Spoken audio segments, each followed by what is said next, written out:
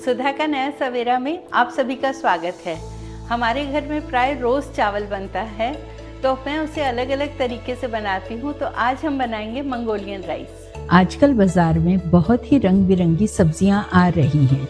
लाल रंग की गाजर, हरे रंग की ब्रोकली, बैंगनी पत्ता गोभी, लाल हरी शिमला मिर्च, सुनहरे मक्की के दाने, हरे रंग की बीन्स। तो आज इन्हीं बैंगनी, लाल, हरे, सुनहरे पीले रंग की सब्जियों से कुछ हेल्दी और टेस्टी सा खाना बनाएंगे।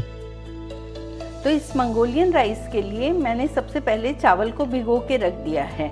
मैंने बासमती राइस लिया है, आप कोई भी राइस ले सकते हैं। सबसे पहले एक बर्तन में पानी गर्म करने के लिए चढ़ाया है। जब पानी गर्म हो जाएगा तब इसमें मैंने भिगोए हुए चावलों को पकने के लिए डाला है। जब तक चावल उबल रहे हैं तब तक अगर आपने मेरे चैनल को सब्सक्राइब नहीं किया है तो आप उसे सब्सक्राइब जरूर करिएगा, ताकि मुझे और वीडियोस बनाने का मोटिवेशन मिले।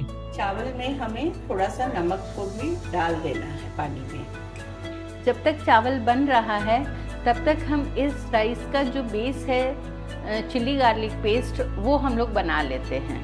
इस पेस्ट के लिए मैंने कश्मीरी लाल मिर्च को पहले ही भिगो कर रख दिया था और 8-10 कली लहसुन को भी छील लिया था। अब एक मिक्सी जार में भिगोई हुई कश्मीरी लाल मिर्च डालेंगे और जो लहसुन छील के रखा हुआ था उसे भी डाल लेंगे और उसका एक पेस्ट बनाकर तैयार कर लेंगे। हम इसका पेस्ट पहले भी बनाकर एक बॉटल में डालकर फ्रिज में रख सकते हैं, ताकि राइस बनाते समय हमें ज्यादा समय नहीं लगे। इधर अब हमारे चावल भी उबल कर रेडी हो गए हैं और तैयार चावल को मैंने छालनी में छान लिया है।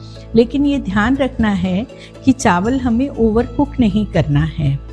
अब तैयार चावल को थोड़ा एक बर्तन में फैला लेंगे ताकि ये खिले खिले ही रहे, नहीं तो कई बार चावल की गर्माहट से ये आपस में चिपक जाते हैं। अगर आपके पास दोपहर या रात के बचे हुए चावल हैं तो आप उससे भी ये मंगोलियन राइस बना सकते हैं। अब मैंने इन सभी सब्जियों को काट लिया है। मैंने प्याज और पत्ता गोभी को लंबा लंबा पतला पतला काटा है। बाकी सब्जियों को थोड़ा चौकोर टुकड़ों में काटा है। आप अपनी सब्जियां अपने हिसाब से काट सकते हैं।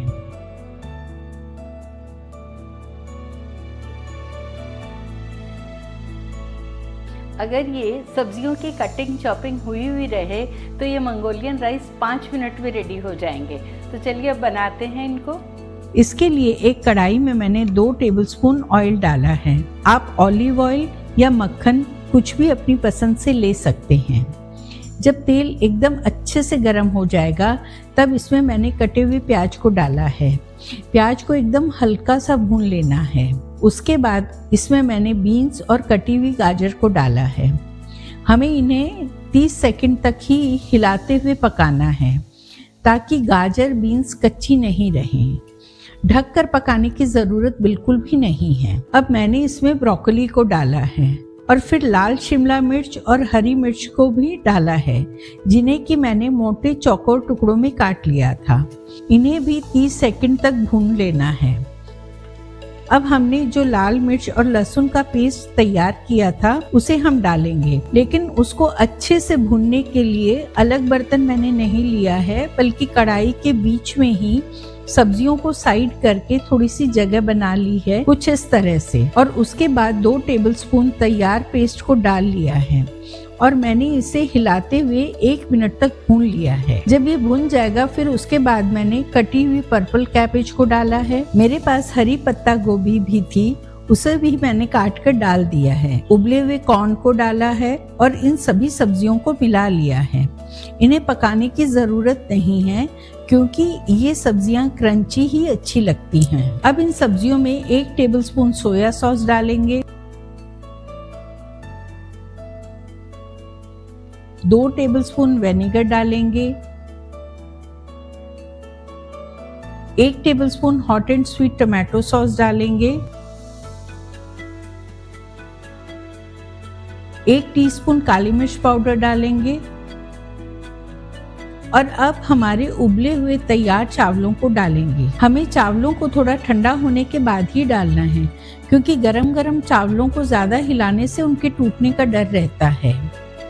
अब इन चावलों में हम स्वादानुसार नमक डालेंगे और इन्हीं सब्जियों के साथ हल्के हाथों से अच्छे से मिला लेंगे। मिलाते समय कड़छी को थोड़ा टेढ़ा करके साइड से उठाते हुए सब्जियों के साथ मिलाना है ताकि चावल टूटे नहीं।